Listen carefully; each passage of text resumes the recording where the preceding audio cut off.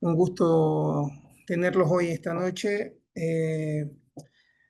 Soy Brenner Sabando, soy médico hematólogo, director de IRED, y la idea de esta charla el día de hoy es más que todo hacer un conversatorio sobre trombosis, tromboembolia pulmonar, más que todo preguntas frecuentes que tenemos todos en nuestra práctica diaria. Eh, También recordando que si tenemos la asistencia de algún paciente, nos pueden hacer preguntas porque la idea es tratar de aprovechar la experiencia y el conocimiento de un gran amigo mío, que es el doctor Alfonso Tafur. Mm, doctor.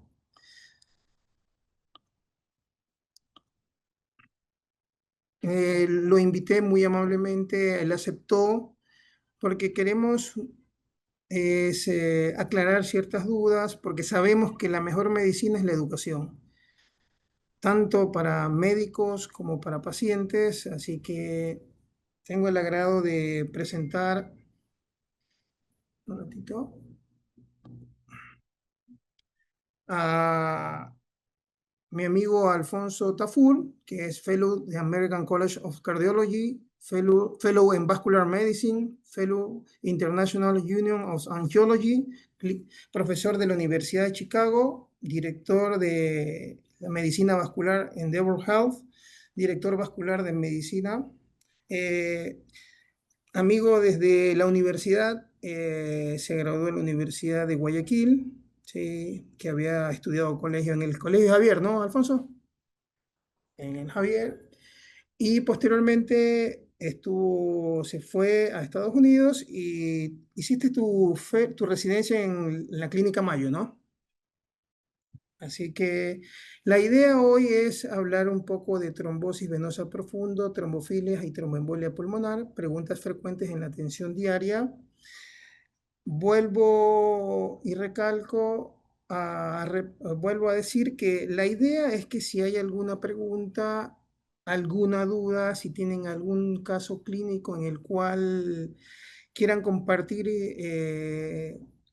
el caso con nosotros para poder charlarlo, porque la idea es tratar de compartir las opciones de tratamiento que hay disponibles en Estados Unidos, qué es lo que dicen las guías y los estudios, y qué es lo que hacemos también en nuestra práctica acá en el Ecuador. Lo vamos a hacer presentando algunos casos clínicos, para tratar de ser diferente a una charla o una presentación tradicional. La idea es presentar un caso clínico, hacer preguntas a Alfonso. Él nos va a dar su punto de vista con su gran experiencia y conocimiento en medicina vascular, y hablamos un poco. Le voy a dar el feedback de lo que hacemos más o menos acá en Ecuador para tratar de ver cuál es nuestra realidad también, ¿sí? Así que, Alfonso, bienvenido. Bueno, Brenner, muchas gracias por la invitación y bonito pues estar entre amigos compañeros de hace un par de décadas. Bonitas guardias nos pegamos alguna vez.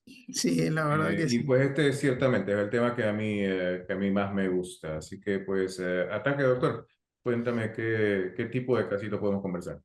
Bueno, muy bien. Bueno, mira, te traigo, todos estos casos son a partir de la idea de nuestros residentes y médicos tratantes. Tengo un caso, por ejemplo, un varón de 55 años que ingresó por una fractura de cadera secundaria a un traumatismo. Posterior a la cirugía presenta edema y se confirma una trombosis iliofemoral. Inicia anticoagulación con rivaroxaban 15 miligramos cada 12 horas, y a los 7 días presenta una hemorragia digestiva, melena, hematemesis. Se le realiza una endoscopía digestiva alta y se evidencia una úlcera Forrest 2B. Perdón un ratito. Entonces, este es el caso clínico que tenemos. ¿Cuál es un poco lo que se me viene a la mente en un caso que tengo un paciente con una trombosis de reciente diagnóstico y una hemorragia digestiva, se me viene a la cabeza un poco el uso del filtro de vena cava, ya que podría tener una contraindicación para anticoagulación debido al sangrado digestivo que está presentando de forma aguda. ¿Sí? Entonces, como te digo, se me ocurrió decir, bueno, en este paciente yo pensaría una de las posibilidades usar el filtro de vena cava inferior, que más o menos son la indicación puntual que tengo en la mente es el paciente que tiene una trombosis nueva y un sangrado tanto cerebral o sangrado digestivo o un sangrado que comprometa la vida. Entonces, mi pregunta es, según tu experiencia, si tiene algún rol el filtro de vena cava en este paciente, si sí o no, y cuáles son las recomendaciones si llegara a ser sí del uso del filtro de vena cava, filtros permanentes, filtros transitorios, asumiendo de que igual alguna vez salió un warning de cuidado con los filtros permanentes. No sé, ¿tú qué opinas? No te escucho. El parlante. Ah, Si lo haces para atrás para poner el caso como primario, pero déjame ya, descomponer el caso un poquito. ya. Cuando tengo nuestro hospital son 9 hospitales. Uno de los hospitales, de hecho el que tengo yo al lado de mi clínica de outpatient, es un hospital solamente de ortopedia. Eh, Al año hacemos más de 1000 caderas o rodillas. Entonces te imaginas más o menos el tipo de paciente. Este es exactamente el paciente que tengo. Ahora, en esos pacientes, lo primero que yo voy a reclamar, y le voy a reclamar al cirujano si es que me llega este paciente, es qué tipo de prevención le diste. Porque esto de aquí idealmente no debió haber pasado. ¿Ok?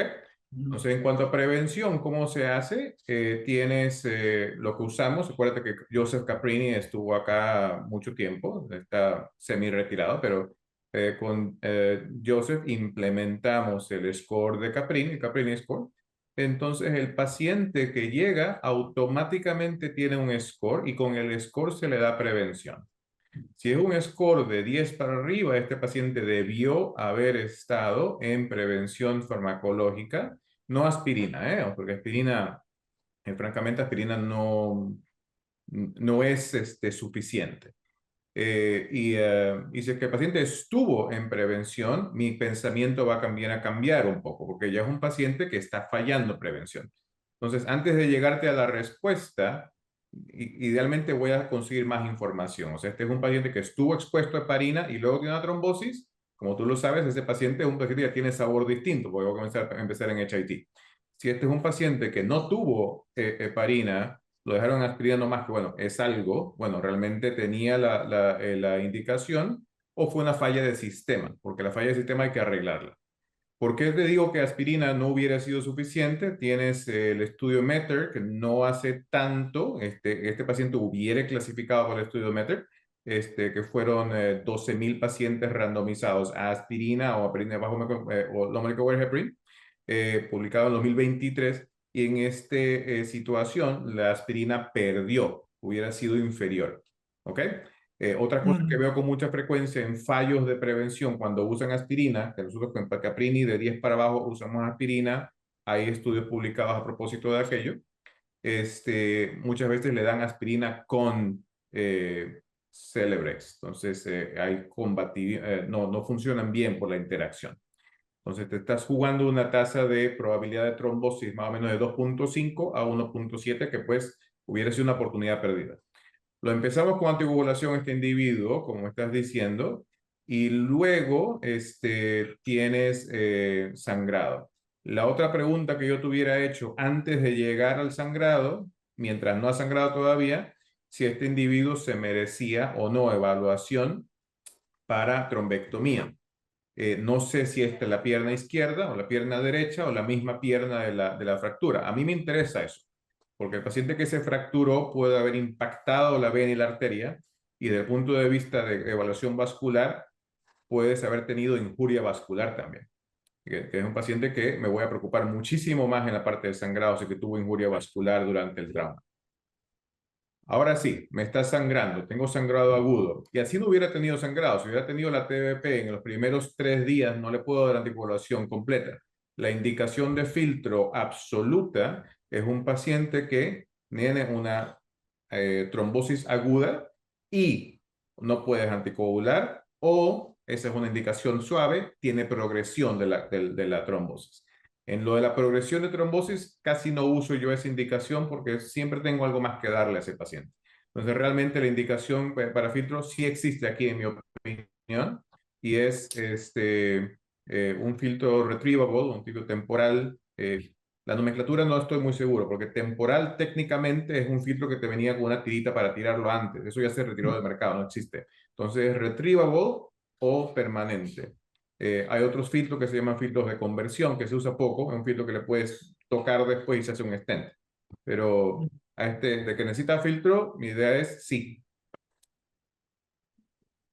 Tu idea es sí utilizar el filtro. ¿Por qué? Porque acá, como te digo, antiguamente, yo no sé, últimamente no lo han expuesto, no he visto pacientes, pero antiguamente lo dejaban permanente el filtro. Obviamente hay riesgos, ¿no? ¿Cuáles son los riesgos ustedes de los filtros que han tenido, Ok, Víctor? entonces ahora la pregunta primera es si le hace falta un filtro o no. La segunda es complicaciones a largo plazo de filtro. Lastimosamente, tienes muchos tipos de filtro y las tasas de complicaciones no son las mismas. Tú puedes Ya. pensar en un filtro permanente o retrievable, pero puedes también pensar en filtros de una caja o de doble caja. El Mm, Optis, por ejemplo, es un filtro de doble caja, es un poco más protrombótico. Igual es retrievable, pero es más protrombótico. Un trapeze filter es un filtro permanente. Tiene la ventaja que no se va a andar sacudiendo, no se va a andar moviendo. Tienes muy buena evaluación a largo plazo sin fracturas, pero te quedaste con un filtro.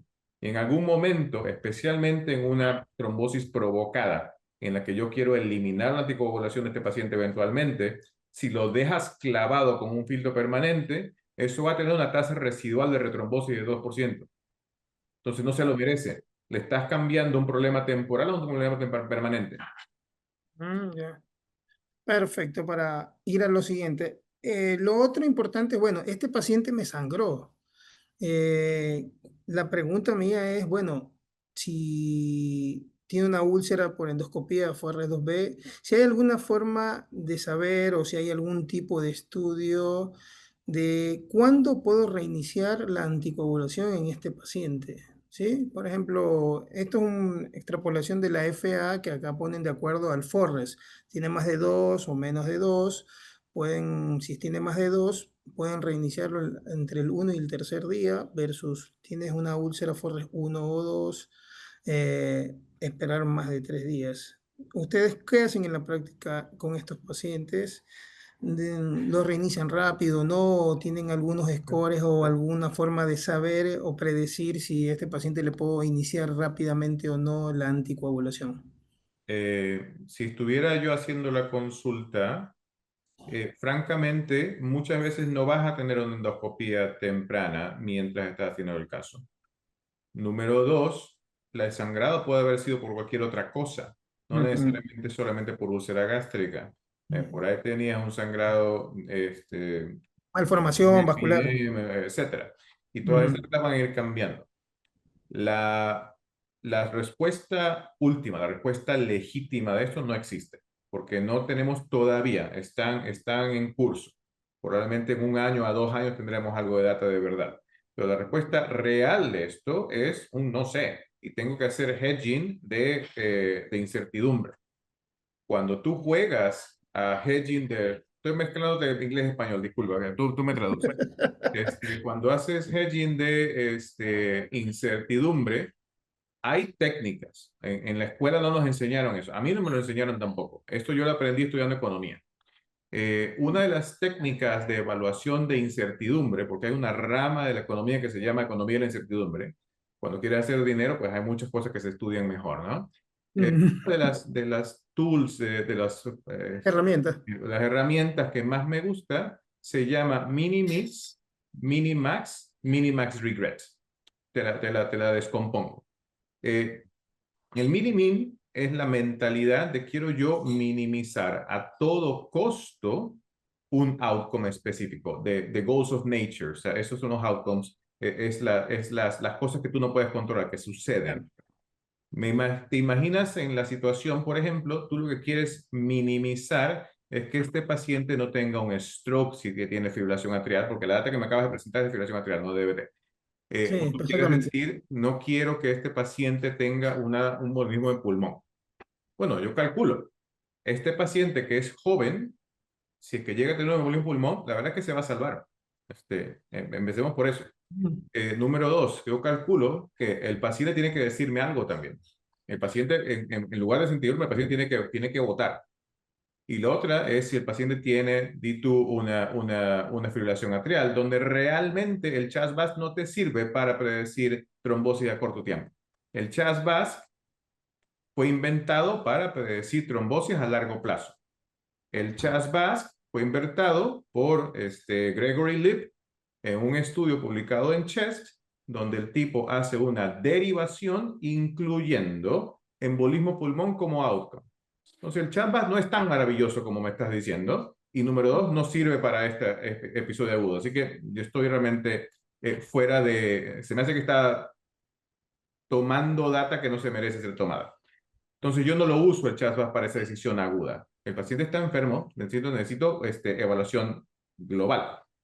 La tasa de stroke por fibrilación atrial en un paciente perioperatorio, la sabemos bien, viene de POST, viene de Bridge Trial, y es una Ujú. tasa de 0.2%. Me está hablando de 2 pacientes por 1000. Ujú. Entonces, me cuesta emocionarme mucho para decir, lo voy a hacer sangrar a cambio de que no tenga un stroke, porque matemáticamente no tiene sentido. ¿Ok?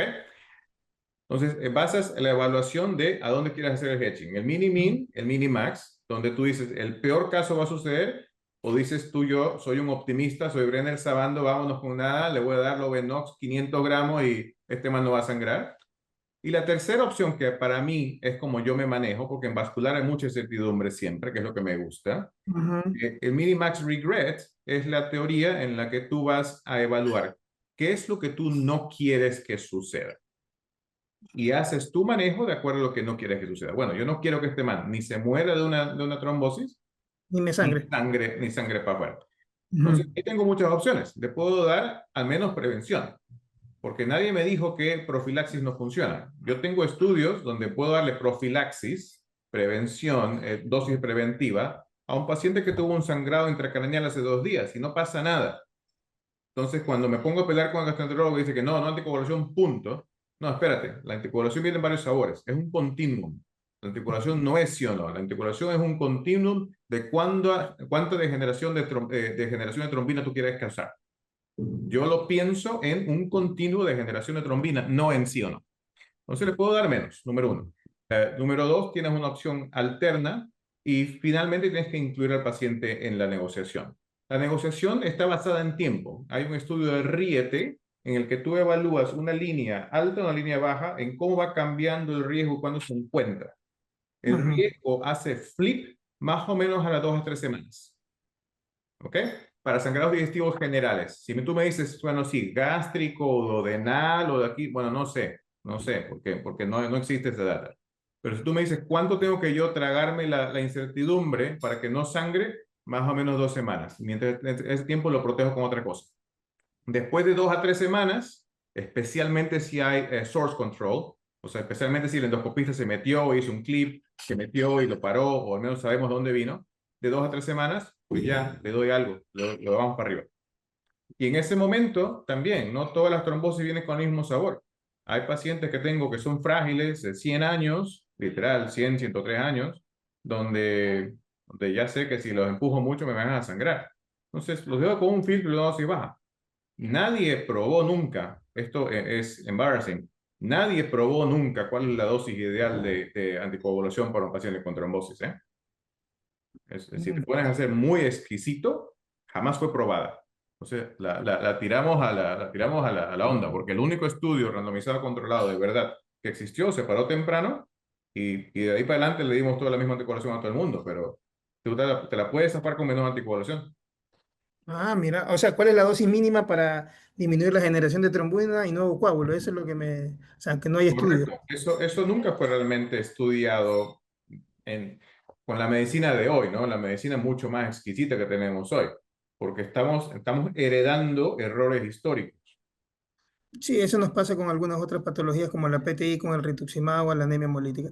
No sé, está el doctor Chávez, que justamente, y lo que hablábamos con la doctora Aparicio, era un paciente que más o menos nos está pasando, un paciente que ingresa, un paciente de 75 años, diabético, que ingresa por isquemia arterial de miembro inferior derecho, si mal no recuerdo, Josué, tú que estás ahí, porque te estoy viendo, y también esa trombosis se extiende hasta la ilíaca izquierda, o sea, en los dos miembros inferiores, pero más en la derecha. Y el paciente tiene aumento de la hemoglobina, de los leucocitos y las plaquetas, lo más probable es que tenga un síndrome mieloproliferativo, pero tiene esa lesión extensa arterial, ¿no? ¿Qué es lo que pasa con él? Que se estaba anticoagulando con enoxaparina y antiagregación y ese paciente hace una hemorragia digestiva. Esa era la pregunta, José, si ahí a vos que te veo, del paciente. Entonces, José me preguntaba hoy, y creo que también es el caso que quería preguntarte, Paricio, es qué inicio en este paciente que lo más probable haya que hacer una cirugía vascular, porque el vascular nos dice que la opción no es la amputación, más bien es, ¿cómo que se llama?, hacer una cirugía vascular porque ven ellos que del lado derecho también hay algunas colaterales, que la trombosis es extensa desde la ilíaca, ¿no? Josué, tú que estás ahí. Ilíaca, sí, perdón, buenas noches. Ilíaca derecha completa, ilíaca izquierda 30%, y la derecha es todo fluido hasta abajo, ¿no? Ya. Y este paciente hay que someterlo a cirugía según vascular, ¿no? Sí, sí, se va a hacer un procedimiento quirúrgico, le van a hacer un puente, me parece, iliofemoral y un femoropopliteo, si mal no recuerdo. Le van a hacer unos puentes, o sea, es una cirugía extensa, incluso de mayor complejidad por lo que han comentado los vasculares, ¿no? Entonces, la pregunta es, como tuvo una hemorragia digestiva el fin de semana, si mal no recuerdo, ¿no? Hace 3 días y te salió una úlcera Forres 2B, ¿no? Con caída de la hemoglobina de 17 se fue a 13, pero sin descompensación, eso sí mal no recuerdo, ¿no? Entonces, en este caso, que es más arterial, que tiene esa endoscopía con esa úlcera, ¿qué sugerirías? Te hago unas cuantas preguntas primero. ¿Ya?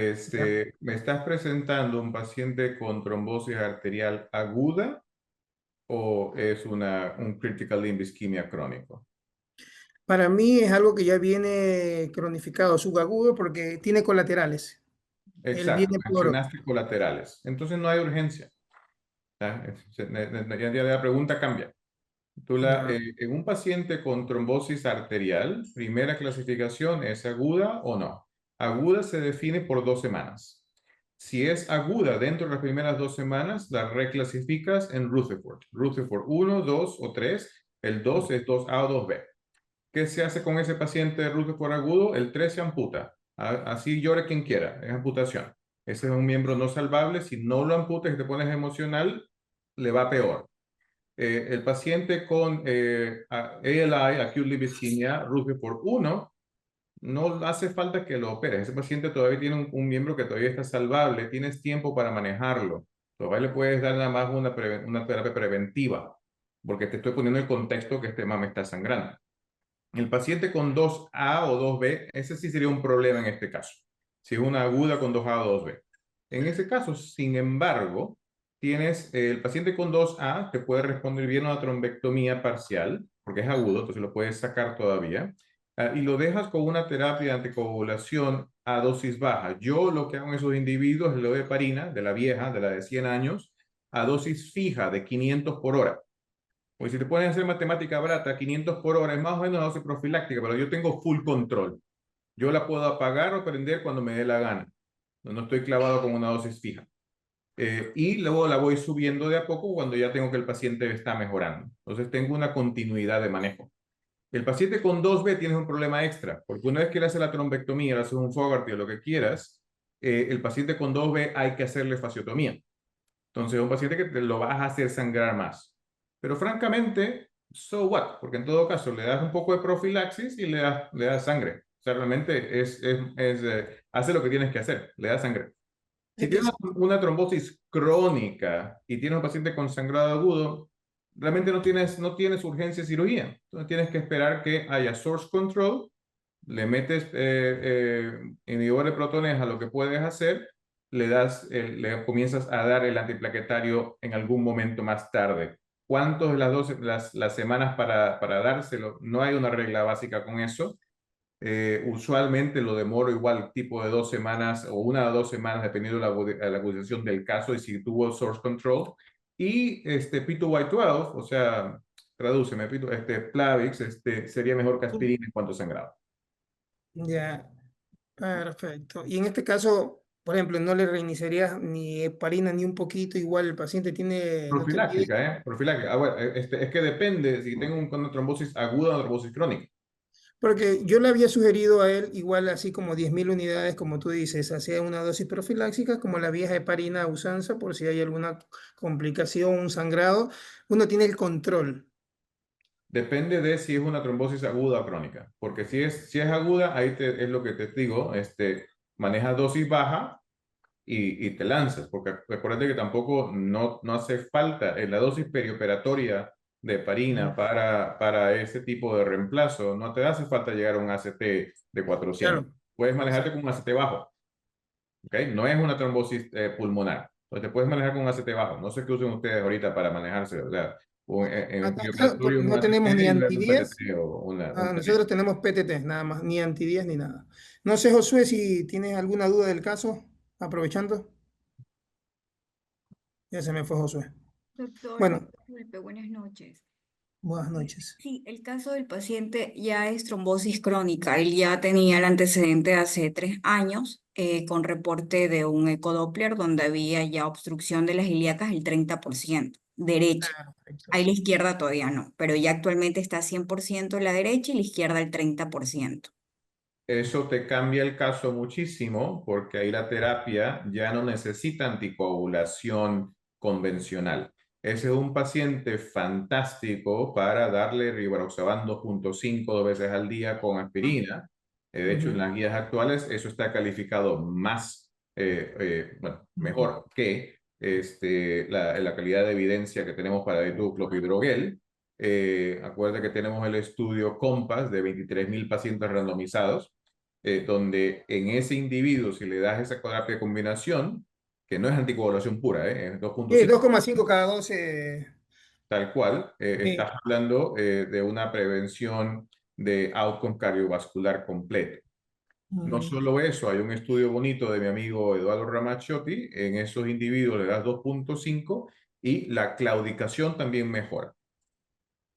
Sí, es 2,5 cada 12 más aspirina, ¿no? Que le Correcto. fue bastante El bien. problema es que me dice que este man tiene un síndrome mieloproliferativo ya con trombosis. Ese es el problema del Con paciente. trombosis es un problema agregado. ¿Qué se hace Ujú. con esos individuos? Hay una tabla muy bonita de Teferi. Teferi Sí. en JAMA, y tú llama hace unos 6 meses, Teferi te presenta una tabla bonita. El paciente obviamente con ya de alto riesgo, un API o lo que lo quieras clasificar para alto riesgo, ya sea ya positivo, o el hecho que ha tenido trombosis, aunque parece que este individuo tiene trombosis por aterosclerosis, no necesariamente otra cosa, le quisieras dar aspirina 2 veces al día. Sí, Eh, sí. Bueno, eso también habría Después que del ver la sangrado, ¿no? Cuando patología, el ¿no? sangrado se nos vaya. Sí. Lo otro interesante que no se nos vaya a olvidar, la bendita estatina, ¿no? O sea, este es un paciente que tú le quieres tener un LDL, un LDL de 55 y acordándose que bendito sea el que opera, que la estatina también tiene inhibición de factor tisular. O sea, un paciente que no está anticoagulado, pero tiene menos probabilidad de trombosis, nada más porque le pones estatina a dosis alta. Bueno, no sé si hay una pregunta sobre el tema o seguimos. Bueno, la situación como para... Perdón, antes de, perdón que le corté, No, encantado, si al, esta es la idea. al doctor Tafur también quería consultarle un extra en ese paciente. Si ponemos un contexto más, que este paciente ya venía con claudicación intermitente de algún tiempo, pero realmente su calidad de vida cambió pocas semanas previas al ingreso, que fue cuando tuvo mucho dolor en la extremidad, cambios de coloración y demás. Cambió la clínica, tú dices. Cambió la clínica, sí, cambió su clínica. Ahí viene todo este tema de la evaluación y considerando la otra extremidad que tiene ese 30% de oclusión en la ilíaca izquierda y que no es un paciente desde el punto de vista aterosclerótico de marcadores tan altos, que de hecho por ahí viene el estudio de por qué este tipo hizo tanta trombosis y tanta complicación vascular. Eso me apresuraría un poco en pensar en darle algo de anticoagulación o no me cambia en nada la conducta. Te diría que depende justamente de la pregunta de por qué coaguló. Entonces, yo cuando estudio un paciente que tiene enfermedad trombótica aterosclerótica, primero, ¿qué es lo primero que hago? Bueno, voy a tener unos ABIs, ¿no? Entonces tengo la presión de miembro para saber el tipo de severidad. Me estoy imaginando que este individuo tiene un ABI de menos de 0.4 o una presión absoluta de menos de 40, porque si no, no estuviéramos hablando de este problema en primer caso. Número 2, voy a tener algún tipo de imagen. Si tiene buenos riñones, le voy a hacer una CTA con runoff para evaluar cuánto tiene de factor aterosclerótico. Si tiene aterosclerosis, lo que estoy tratando es enfermedad aterosclerótica, me voy a concentrar en eso. Si no tiene aterosclerosis, bueno, ahí tengo que buscarlo completamente. Tengo que buscar ya síndrome tromboembólico. Si es un síndrome tromboembólico, sí, ahí sí tengo que coagular, porque eso viene de algún lado. Entonces, no tratas igual a la enfermedad aterosclerótica pura que la enfermedad embólica, porque ahí sí tengo que irme a la aorta, tengo que irme a hacerle un eco, tengo que irme a ver si tiene fibrilación atrial, tengo que irme a ver si tiene un PFO. Entonces, cambió el paciente en el momento que ya estoy buscando si esto es simplemente aterosclerosis o es una enfermedad embólica. Alfonso, también agregar un poco, como estamos pensando en mieloproliferativo, como lo se acaba de mencionar, uno también tiene que ver que hay factores protrombóticos asociados a, por ejemplo, policitemia vera, que es la leucocitosis que creo que tenía el paciente, la Así hemoglobina es. alta, son aparte de lo que decía Tan la... alto, porque Trombocitosis para que hagas también. leucostasis necesitas más de 100.000. Si estás No, hablando no, de no, 20, 30, no, no. cuando el polisistema, cuando estudiaron policitemia y aspirina, justamente veían que el mayor riesgo estaba con los pacientes con policitemia con más de 15.000, si mal no recuerdo, de leucocitos. Lo otro, la hemoglobina más de 15 y el paciente tenía inicialmente, si mal no recuerdo, esos dos factores, que también son factores asociados, 18 y 1 millón de plaquetas, ¿no? son factores aparte individuales 900. de la enfermedad mieloproliferativa. O sea, es interesante porque lo que veo es que la clínica cambió. El paciente era como un tipo hasta 2 o 3 semanas y eso fue lo que lo motivó a la consulta, ¿no? Y bueno, para seguir un poco los temas, no sé si Gracias. un poco la idea es, bueno, este paciente en algún momento, 2 o 3 semanas, de acuerdo a lo que habíamos hablado con Alfonso, quiero después iniciar la anticoagulación. ¿Cuál de todos es mejor? ¿Cuál? Esto lo traigo a cotación por la revisión que Alfonso y Taran hicieron del Congreso Internacional, ¿no?, de Hemostasis y Trombosis.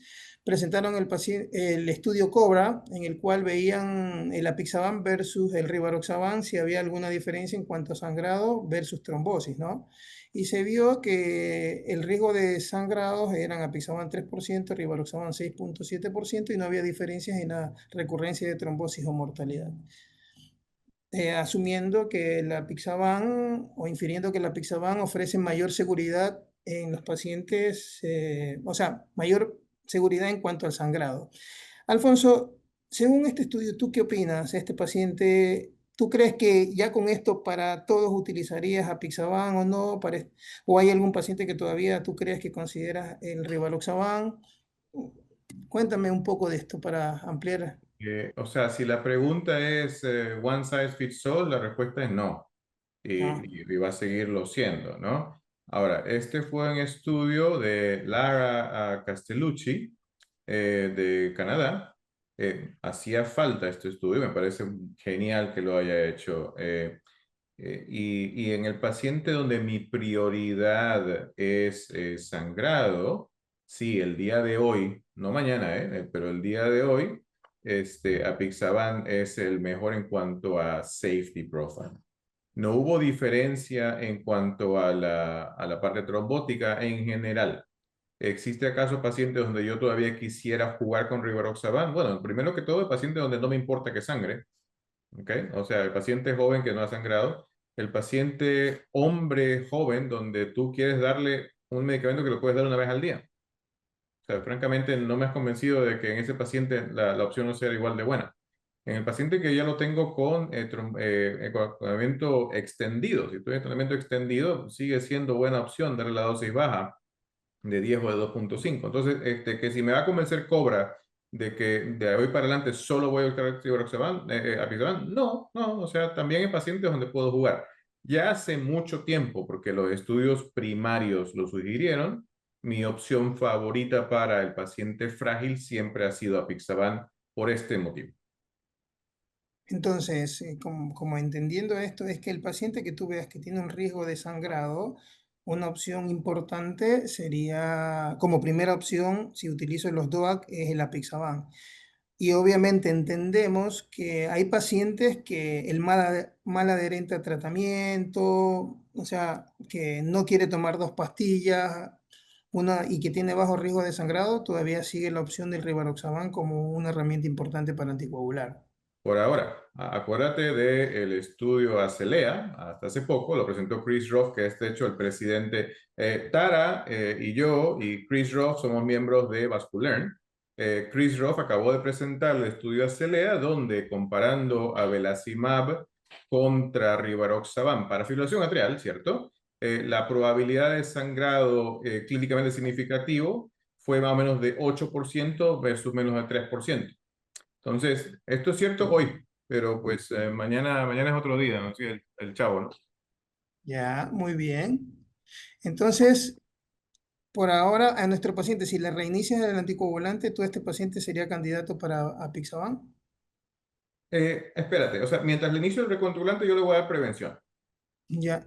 No, No está bien, en tiene, la no primera tiene etapa. ningún motivo para qué iniciarle anticoagulación completa, otra vez, con el fenómeno de la idea conceptual de cuánto de inhibición de trombina le quieres hacer.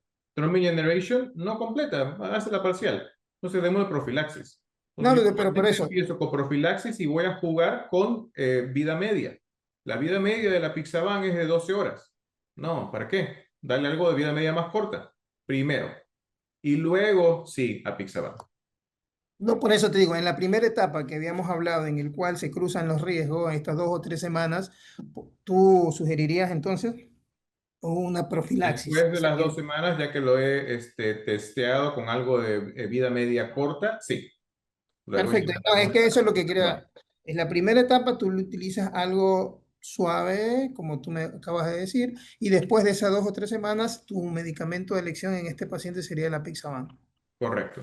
Juego Perfecto. con dos cosas, de hecho. Juego con dosis y juego con Tiempos. bueno, la vida media. Y la vida De media. que vida media de enoxaparina, cosa de 5 horas, no te puedes comprar esto con apixaban de 9 a 12, ¿no? Entonces, juegas con los dos conceptos.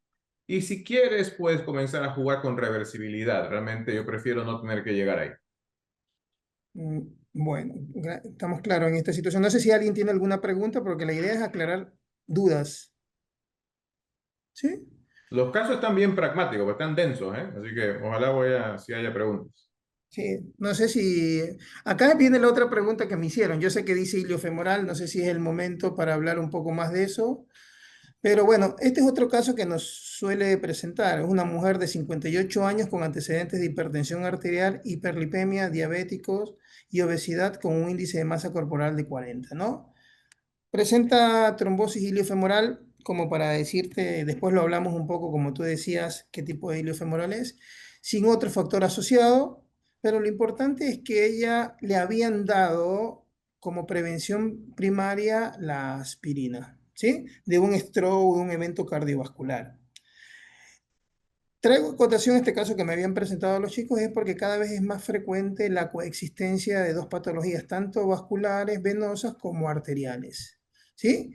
Y muchos pacientes nos toca ver, bueno, ¿qué hacemos? ¿O solo anticoagulamos o damos antiagregación o solo anticoagulamos más antiagregación? Entonces, o anticoagulas en este paciente o anticoagulas más antiagregación, Obviamente, ¿qué se haría en este caso? Que no ha tenido ningún stroke previamente, ¿sí? Porque la siguiente es en un paciente que sí ha tenido un stroke previamente recientemente. Entonces, y en esas dos situaciones, por ejemplo, en la primera, yo en mi práctica no veo por qué estuviese la prevención primaria con aspirina y lo anticoagularía por... Y en el segundo, la pregunta también te la dejo a vos. Yo en este caso, ¿qué haríamos? ¿Solo anticoagulación o anticoagulación más antiagregación? ¿Tú qué opinas, Alfonso? Eh, Pongo el caso. Ahí está. bueno, ¿sabes qué? Yo vivo en una calle que se llama Willow Road. ¿Y qué diablos tiene que ver eso? Willow es el árbol de donde los egipcios hace más de 2000 años sacaban la aspirina, de willow bark. Y todavía a veces los pacientes se ponen a tomar willow bark derivados que realmente tienen una función tipo ácido salicílico. Eso fue hace 2000 años. Hace ya cosa de, ¿cuánto? Unos 40 años, hubieron dos estudios casi simultáneos. El Physicians Trial y un estudio en UK. La idea fue la misma. La idea fue darle aspirina a gente, en teoría, de alto riesgo para ver si eso mejoraba factores cardiovasculares o impacto cardiovascular. Los dos estudios fueron negativos. En Mm, UK jamás se implementó esta idea sonsa de ya. darle prevención primaria a la gente porque realmente nunca estuvo probado. Entonces los NICE Guidelines nunca dijeron esto hace falta. En Estados Unidos, y de hecho de ahí para adelante el mundo lo absorbió sin necesidad, no crean toda la propaganda gringa, en el Physicians Trial, un subanálisis sugirió que por ahí es posible que en un subgrupo había algo de prevención primaria. Te hago la vuelta corta, 30 años más tarde, ahora sí, ya hace unos cuantos años, unos 5 años, bueno, 7 ya, unos 7 años, terminaron una serie de estudios bien hechos, randomizados, cosa de 60.000 pacientes randomizados a varios estudios en subgrupos para evaluar en mejoría de demencia, para evaluar pacientes solamente con diabetes, para evaluar pacientes simplemente con riesgo general, y no sirvió de maldita sea la cosa. Luego viene el Task Force de Estados Unidos y dice, bueno, saben que de aquí para adelante ya dejen de usar eso. Eso fue antes de COVID, todavía no la dejan de utilizar, todavía me llegan pacientes de este tipo que no tienen ningún motivo para estar en aspirina, así que se la sacas, por favor, y le damos terapia anticoagulante sola. Alfonso, te hago una pregunta antes de continuar. Entonces, lo primero que tengo que saber es cuál es la indicación de la aspirina. Importante. ¿Tiene o no tiene indicación? Es lo primero Esta por lo no, que veo. esta señora no. Perfecto. Entonces, como que me aliviana ese riesgo, ¿no? Bueno, es que no solamente te lo aliviana, es necesario decomplejizar. Es Ujú, necesario sacarle la de agregación si pues no tienes motivo porque le estás dando riesgo gratis, riesgo sin claro. beneficio. Ya. Y continuaría solo con la anticoagulación en este caso, ¿no? Y si Es el lo que está paciente, indicado, ¿no? ¿cómo? Claro, por la trombosis venosa, ¿sí? El de acá. Y Bueno, ahí viene, ahí está un poco más complicado porque escogiste stroke. Y en stroke hay menos data de tú que en CAD. Y yo lo que te voy a preguntar es qué tipo de stroke es, primero que todo. Estamos ya, hablando de un stroke lacunar, estamos hablando de un stroke de vaso grande, estamos hablando de un criptogénico, estamos hablando de un cardioembólico. ya. Si fuese Porque el mi caso, respuesta va a ser distinta. ya, si fuese en caso de un criptogénico, que ese es un poco el más, bueno, ahí sí lo puedes analizar un poco, Si sin fuego fuese cruzado. este un individuo criptogénico, realmente no tengo, le voy a tratar de sacar la antiagregación y voy a buscar un PFO, porque en este momento, si ese paciente tiene un criptogénico previo, tiene una Ujú. TBP y tiene un PFO, lo que hace falta es cerrarle eso. Eso, Luego claro. tratar el TBP de acuerdo al factor de riesgo que haya tenido. Porque este es un individuo que me dijiste que te había tenido estaba en OCP, ¿no? Ujú, Ok, entonces ahí se desprende porque yo tengo que pensar a 3 meses este individuo o esta persona. Si tienes una persona obesa con OCP Associated Thrombosis, proximal grande, ya en este momento me estás diciendo que tiene un HER2 score de 2. La probabilidad de recurrencia de esta persona va a ser de más o menos el 6% de trombosis profunda, en base al HER2 score. ¿Por qué te digo que está elevado? Porque ya me estás diciendo que es obesa y porque una trombosis iliofemoral tiene una probabilidad de tener HER, o sea, el HER, o sea, el post-thrombotic syndrome, de más o menos el 60%. Así que te voy a apostar que esta persona tiene tasas de recurrencia del 6%, la voy a dejar probablemente acumulada a largo plazo. Pero si tiene PFO, número 2, le saco la aspirina y aparte hay que cerrárselo. Y Indicación si el otro suave, caso, que la y el indicación otro, clásica es que si tienes un PFO que tiene necesidad de coagulación, no hace falta cerrarlo siempre, pero hay subanálisis que sugieren un beneficio residual. y lo más frecuente, que es lacunar, o puede ser Si es que un no tenga lacunar, FA. lo mismo, porque en este caso, una lacunar, el efecto de la aspirina va a ser menor y lo estás anticoagulando. Si me hubiera dicho tuvo un lacunar ayer, bueno, pero ya estamos hablando de 3 meses más. Lo mismo con una enfermedad cardiovascular. Si tuvo una CAD estable de más de 6 meses, bueno, ese paciente realmente también lo vas a dejar con coagulación pura. Los primeros 3 a 6 es área de incertidumbre. Entonces, te voy a negociar que ese paciente debería eventualmente sacárselo en el periodo de 3 a 6. Ya, y si fuese dentro del primer mes, ahí sí tendrías que No, ahí tener sí las te dos. la clavas. En el primer trimestre, pues te clavas con antiagregario y anticoagulación. Si es que tiene un stent, estás con dual antitherapy y trombosis, ¿cómo se llama? Anticoagulación, la primera, a menos la primera, a las primeras 4 semanas.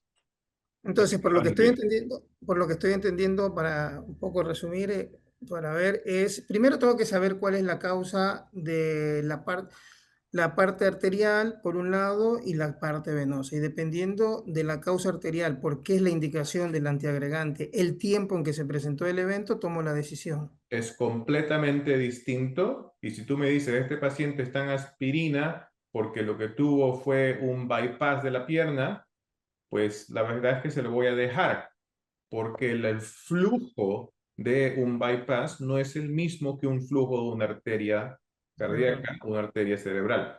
Cuando tú hablas de agregación, lo que estás tratando es que la plaqueta sea menos tonta, ¿no? Es un poco más tonta.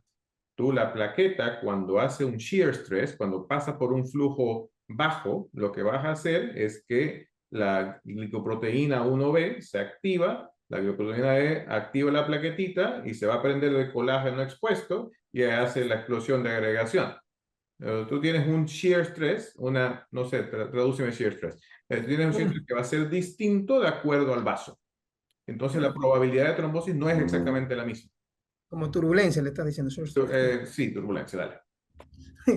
Bueno, no sé si hay en el público alguna pregunta o una interrogante en esta situación, porque es lo que habitualmente nos ponemos a ver cuando van a la emergencia. Un paciente que está tomando antiagregación y después hace una trombosis y tienes la duda de solo darle anticoagulación o continuar con la antiagregación. Es un dato que se está Si es viendo. más de 6 meses del evento, está facilísimo. En el periodo de 3 a 6 está difícil y si es menos de 3, te clavas el doble producto. Perfecto. Por eso, entonces, por eso te digo, lo importante es saber cuál es la indicación desde el punto de vista arterial y cuál es la indicación desde el punto de vista venoso. Tener claro la indicación, por qué estoy usando. El otro punto es el paciente también, ¿no? Si tiene riesgo de sangrado o no, ese tipo de cosas, ¿no? De acuerdo. Sí. Bueno, y algo más que estaba en este caso que querías traerlo a la acotación es el índice de masa corporal de 40, ¿sí? Si bien es cierto, lo que se escucha o lo que se sabe habitualmente es que los DOAC, el rivaroxaban y la apixaban, ¿por qué hablo de estos dos? Porque es lo que más frecuente hay acá en el Ecuador, no se ajusta al índice de masa corporal o al peso. ¿Sí? Esto traigo también porque es una actualización de la revisión de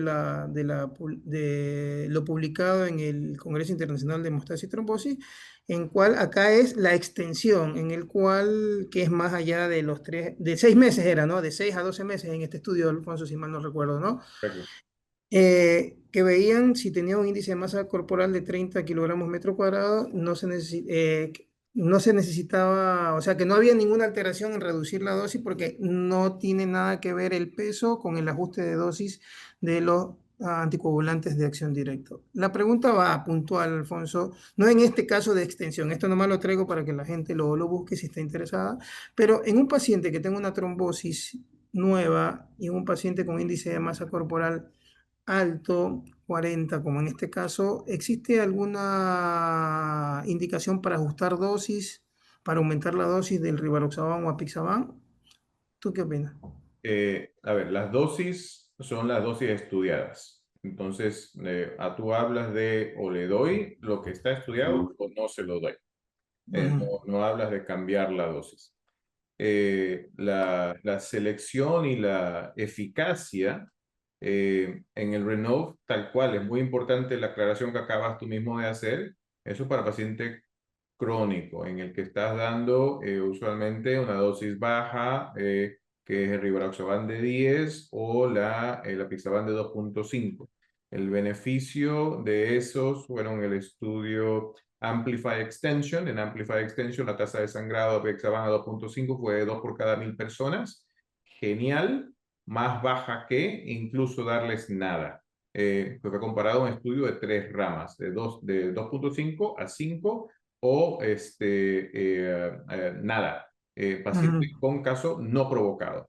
En el ujú, estudio Einstein Choice, que es el estudio de rivaroxaban, fue distinto, se parece, pero fue distinto, porque randomizaste a 3 ragos, pacientes con no provocado o con provocado, en el que el médico tenía criterio de decir, este paciente lo voy a dejar. Un paciente distinto. 20, 10 o aspirina, no fue nada.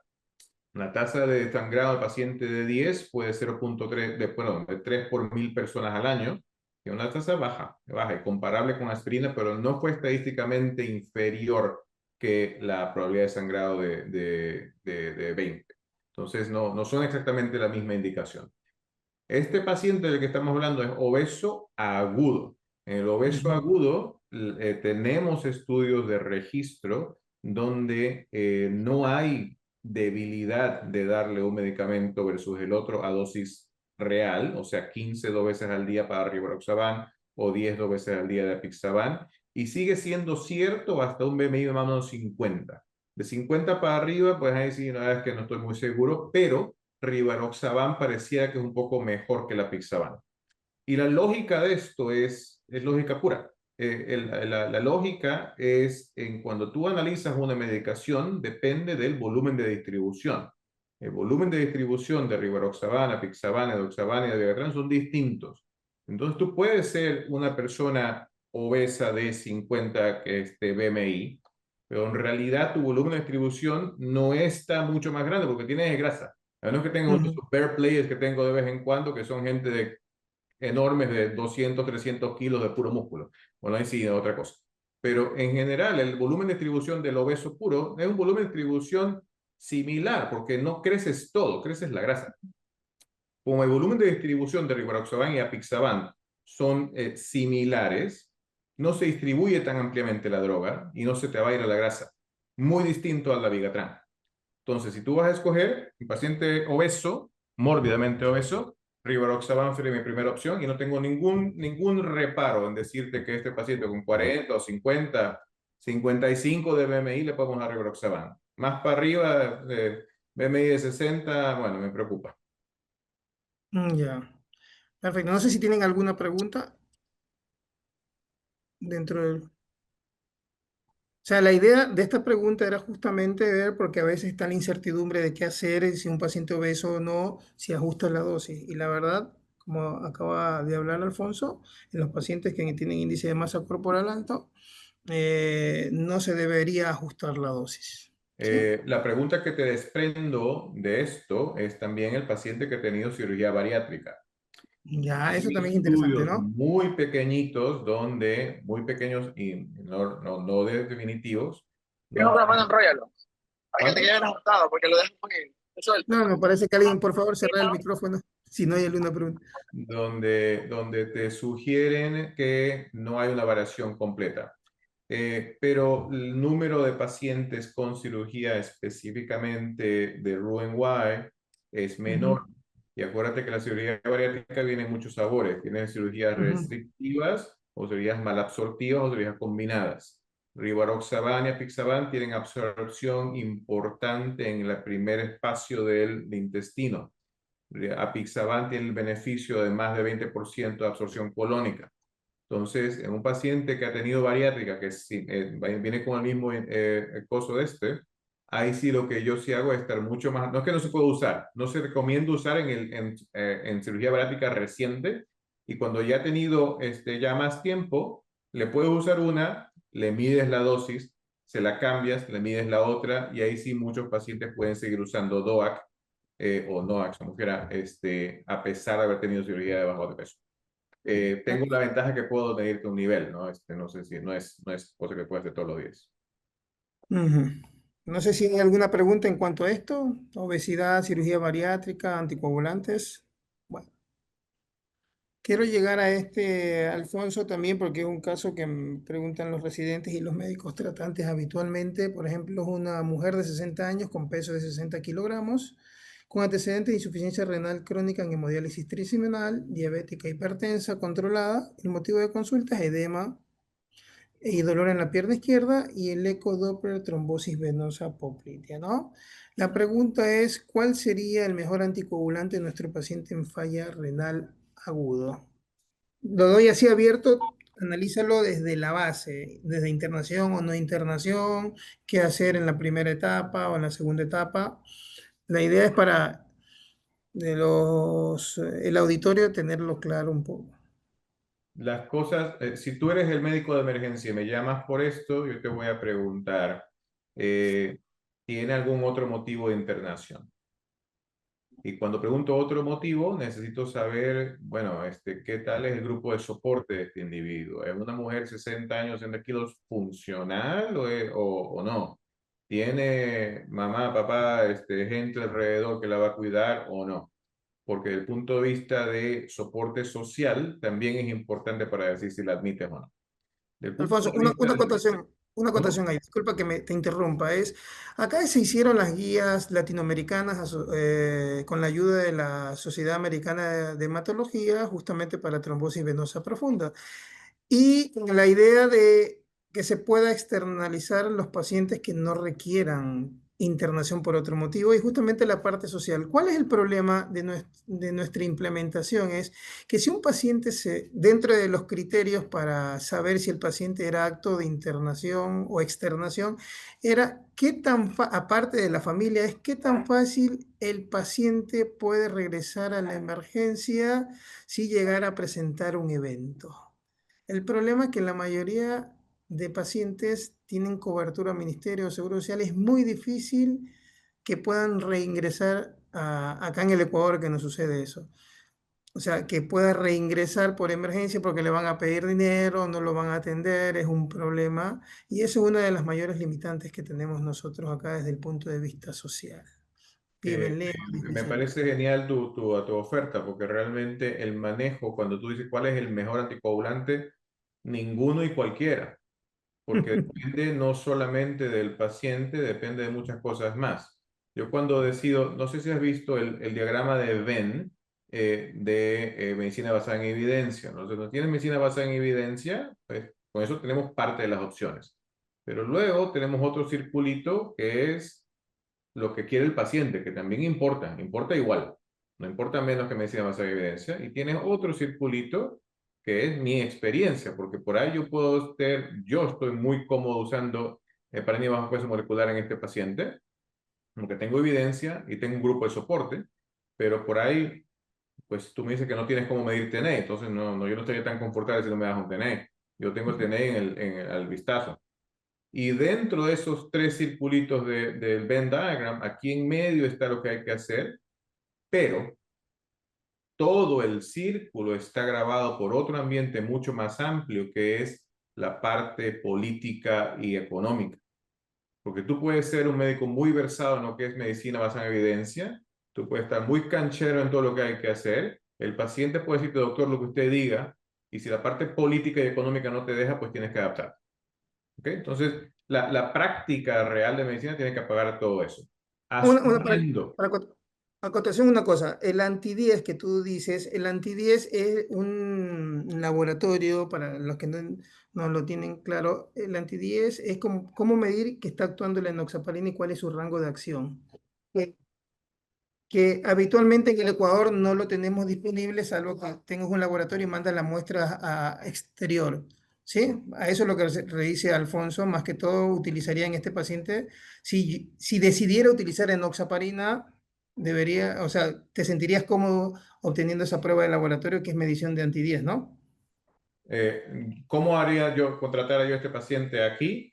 A este Sí. paciente trombosis proximal, eso es importante, trombosis proximal, o sea, más alto riesgo, le doy heparina bajo peso molecular, 60 miligramos una vez al día, no dos, una vez al día, y le voy a checar un TNI después de cuarta dosis a 4 a 6 horas. Y escojo, de acuerdo al tipo de soporte social y económico que tenga, si la dejo en esa terapia las primeras 6 semanas y luego le doy algo distinto, o si le doy un puenteo a warfarina en este momento. La pregunta frecuente que me hacen todos recientes acá también, ¿por qué no le damos a Pixaban? Bueno, en la Pixaban, no, en el estudio Amplify se eliminaron pacientes con clearance de nivel diálisis. En el Aristotle se tomó pacientes con 25 para arriba y en Amplify se tomó pacientes con 30 para arriba. Entonces, este paciente no existe en un estudio, así que lo que tienes que hacer es utilizar data de registro. Si tú vas a usar la data de registro, lo mejor que tienes es el estudio de Ríete. En Ríete, en este tipo de concepto, tienes un estudio con Manuel Monreal, cosa de 10.000 pacientes, no es pelo de gato, de más de 10 pacientes, donde tienes más o menos un grupo de individuos donde heparina bajo peso molecular fue mejor, más salva y menos trombosis que heparina convencional. Entonces, no solamente se puede usar, aparte fue mejor en un registro. Estadísticamente lo que se hace en un estudio de registro pues, es controlar por score de propensidad, si acaso se dice en español, propensity score Sí, matching. propensity score, es machear. Y en ese tipo de estudio yo tengo evidencia de que heparina bajo peso molecular es completamente efectivo. Sí, pues, ¿sabes cuál es? Es que este es el temor del paciente. Tú sabes que los pacientes en el mismo riete, que uno de los factores de riesgo para sangrado, especialmente en la etapa inicial, es justamente la falla renal. ¿Sí? Sí, Porque el la paciente pregunta es si lo estás renal, haciendo peor. esa, El por paciente con ejemplo, falla renal sangra, punto, pero no es que lo estás haciendo sangrar más porque usas heparina que si hubieras usado de tu warfarina. no, no, es que a eso es lo que voy. El problema, por ejemplo, en nuestro medio, como te decía, es la accesibilidad a los cuidados de salud. Cuando yo decido utilizar warfarina, el mayor problema mío es el control. Porque en el mismo Bien, rieste, cuando tú ves todo ese no tienes volumen de RIN, paciente, ¿cómo? no tienes RIN, no tienes una No, sí, maquinita ahí para pero que pincharte el el dedo. paciente regrese a hacerse, especialmente, no te olvides, tú lo con más experiencia sabes que con la warfarina, la primera etapa, que también se Sí, Brian, expuso un pero espérate, pero esa escrito, maquinita vale $1.500. Bueno, o sea, espérate. 1500 acá no la tenemos, esa, los pacientes, la mayoría que son del hospital no tienen los 1500 y No, no, además, no, pero digo un centro puede tener una maquinita para que tengas un centro de manejo de anticoagulación. sí, eso es lo que estábamos tratando de conseguir, que me quedó de donar un paciente que ya no la utiliza para darle a los pacientes. El problema es por eso, que la primera etapa es la más difícil y es donde también está descrito en el RIETE cuando haces el análisis de paciente, que es el primer mes cuando utilizas warfarina, es que también hay mayor riesgo de sangrado. Y ese es Tal cual, un... especialmente paciente frágil. Y por es- eso es que te decía que yo acá muchas veces decido un paciente más bien tipo frágil, lo dejo en pareja paso molecular que no tengo yo completo control, más que transferirlo a warfarina. Y un momento que ya paso esas primeras 6 semanas, donde es 4 a 6, donde el trombo todavía está más alto riesgo, ahí sí lo cambio a Pixaban, por ejemplo, a dosis renal, que es la dosis que realmente está estudiada. ¿Cuál es la dosis renal de la Pixaban ahí en ese sentido? A ver, la dosis Ejemplo. que no necesita que estés vigilando constantemente es la dosis de 2.5. Si tú La estás dosis tratando a un de paciente con 2,5. fibrilación atrial, las guías europeas, las guías americanas son distintas. en base a Bueno, la misma data. Yo sigo la idea de que el paciente con enfermedad renal severa, la dosis de 2.5 es suficiente. entonces, para tenerlo claro, tú este paciente es 4 a 6 semanas donde hay mayor riesgo de progresión o de embolia, le pondrías enoxaparina con un control anti-10. ¿Entre cuánto lo pondrías? ¿Entre 0.4 y 0.7? ¿Entre cuánto pondrías el anti-10 en esos Bueno, casos? acuérdate que cuando estás tratando con una vez al día, estás tratando de hacer dosis terapéutica. Sí. Entonces, la dosis terapéutica del el anti-10 varía de si tú estás tratando de hacer profilaxis terapéutica y si es Ujú, terapéutica, la dosis de una vez al día o 2 veces al día. El exactamente. target terapéutico, cuando tú estás dando una vez al día, es más cerca de 1. Ya más cerca de 1, perfecto. A las 4 horas que tú dices. Entre 4 y 6, esa es la ventana de Sí. tiempo. Perfecto. Entonces lo utilizarías en enoxaparina y después, una vez pasada esta Te doy una etapa, opción para Ecuador, porque tú dices que no tengo TNA, pero tienes PTT. Bueno, pues dale el exactamente. FIDO Trial. FIDO Trial, por los canadienses, FIDO Trial fue en el 2006 en JAMA. Randomizaste pacientes, utilizaste pacientes, perdón, con on-fractional heparin a dosis de 250 unidades por kilo, que en una heparina concentrada te la puedes dar. Le das 2 veces al día un pinchazo de 250 y te olvidas. Perfecto. Bueno, no sé si ya tenemos una hora, no sé si Alfonso ya, Tenemos una hora, Brenda Sabato. por eso teníamos otros casos interesantes, pero también sé que tu tiempo también quieres estar con tu familia y toda esta situación. Yo creo que, no sé si alguien tiene una pregunta para darle la apertura a una pregunta, si hay alguna duda, me O hubiese si no gustado. preguntas luego, aparte, si me haces, te voy a pedir de favor, que converses de lo que es Vasculearn. Vasculearn es una sociedad, una fundación acá americana. Espero, Brenner, por favor, a los que sí, se pusieron, darles el link, porque este Perfecto. servicio que acabamos de hacer lo hacemos con frecuencia para pacientes también. Ah, y es una plataforma bastante bonita. Yo estoy encargado de que crezca la parte de hispana, am, para que haya comunicación de alto nivel, muy curada en las opciones que existen. Y incluso el app está bonito. En el app ustedes pueden preguntar lo que deseen y hay información, como digo, bastante curada por gente que realmente le gusta la trombosis. Sí, vamos a, no sé, miren, acá les voy a compartir un poco la pantalla donde está para que ustedes más o menos vean, que esa es la idea, la página para que vean, no sé si está acá en Google, no sé, a ver, no sé cuál es la que tengo, pero bueno, la idea es que, a ver si es acá, un ratito. ¿Sí ven la página? ¿Sí están viendo? No, ya. ¿No? ¿Sí lo estás viendo? Iniciaste sesión de Zoom, dice Pana. Ah, no, entonces déjame ver cómo comparto esta pantalla porque Acabo de mandar el website por el chat. ya, perfecto. Ahí sería bueno porque están unos datos muy interesantes, actualizaciones Y y apertura, si alguien quiere preguntar algo ahí, o yo mismo se la contesto, o Chris Roth, que es nuestro presidente, Chris Roth, el que acaba de hacer el estudio ACLA, no es cualquier Gil. Está Waller, está Alex Piropoulos, o sea, está un grupo de gente que realmente le gusta la parte trombótica y estamos ahí para servir.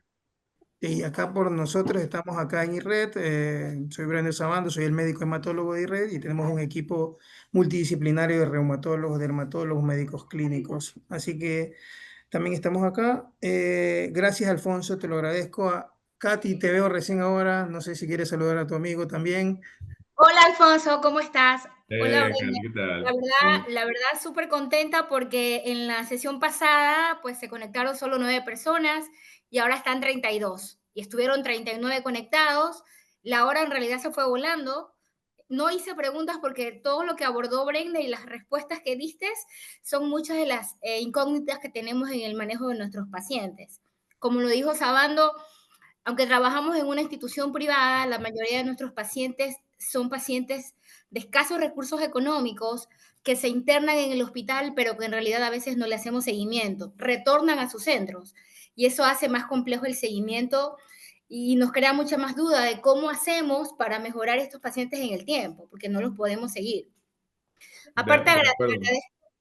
agradezco mucho que nos comportas todo esto. Cuando Sabando me habló de que querías hablar a la población latina y sobre todo de habla hispana, no solamente pacientes, sino también médicos, es una oportunidad inmensa que nos das en tu plataforma. Por ahí los médicos a veces tenemos un poco de temor de hablar, pero yo sé que conforme pase el tiempo van a haber muchas más preguntas, porque en realidad tenemos un montón. Así que te agradezco mucho por este tiempo. En realidad se fue volando la hora. Sabando nos había dicho, hagan No me 20.000 agradezca preguntas por organizarla, por si la mosca. que Alfonso las va a contestar, pero en realidad nos deja muchas cosas claras. Gracias porque de verdad lo hablas de una manera tan fácil y tan sencilla que muchas dudas se han despejado en esta noche. Es un Todavía hablo gusto ver. español, mira. ¿Cómo? Todavía hablo español un poquito. No, pero No, bueno, no te la preocupes, que verdad que ahora no, más es cuando más vas a hablar español. Y por ahí sí entendemos tu Spanglish de vez en digo, cuando. la idea de los casos clínicos es lo que yo le decía a Alfonso, esto es la realidad, estas son las dudas. Quedó algo pendiente de la trombosis iliofemoral, que me decía un poco que allá también hacen intervencionismo, la iliofemoral, de acuerdo a ciertos criterios. O sea, son las cosas que tenemos que aplicar acá y me parece muy bueno y gracias, te digo, Alfonso, por compartir. Mira, que la idea nuestra, la idea mía, de Red, de Brenner, te invité, Katy, es que compartir el conocimiento, porque creo yo es la mejor medicina, porque tarde o temprano nosotros nos vamos a enfermar y los médicos que están acá nos van a atender y queremos también que ellos... Te invité también porque tú eres una persona muy inteligente, nosotros estudiamos contigo, tú eres una persona que no es mezquina con el conocimiento, date cuenta que nos hablaste hasta de economía, de cómo tomar una decisión, que eso es muy bueno para que los chicos, los nuevos médicos lo implementen, porque a veces es difícil hacerles entender que hay que evaluar varios riesgos, tanto el de trombosis como el de sangrado. Y a veces ¿Cuál hay es que lo saber decir yo no sé, que está bien, está bien. No hay que saber todo. Es más importante saber cuando no sabes. Exactamente. Así que, Correcto. Y en cuanto al paciente de la trombosis, más que dudas, yo creo que nos despejaste muchas cosas, ¿no? Y es más, nos orientaste de una manera diferente al enfoque de este paciente, y eso es súper que bueno porque lo hablábamos esta mañana, ¿no? Lo hablábamos esta exactamente. mañana, es un paciente súper complejo y bastante interesante. Así que la verdad estoy súper entusiasmada, nos vamos a seguir viendo. Eh, He difundido esto un montón y lo seguiré haciendo porque entre más gente se sume, yo sé que esto va a ser mucho mejor. Así que Bueno, eternamente agradecida con Brenner y con Alfonso. Han pasado muchos años, no nos vemos tan jóvenes, pero pues es un gusto poder compartir en esta plataforma con amigos que nos ayudan a crecer y a difundir conocimiento, que eso es importante para mejorar el nivel. Así Bueno, que lo invitaremos en otra ocasión, Alfonso, porque nos quedaron un caso clínico interesante, trombosis, hormona, o sea, hay muchas cosas todavía por hablar y Alfonso, cuando tengas un tiempito me dices para organizar otra reunión. La idea es eso, compartir con amigos y compartir con la gente joven que quiere aprender. dale, Fernando. De Te hecho, cuidas mucho. gracias. Nos vemos Cuídense pronto. mucho. Chao, Chao, Katy. chao. bye Chao, chao. bye. Adiós.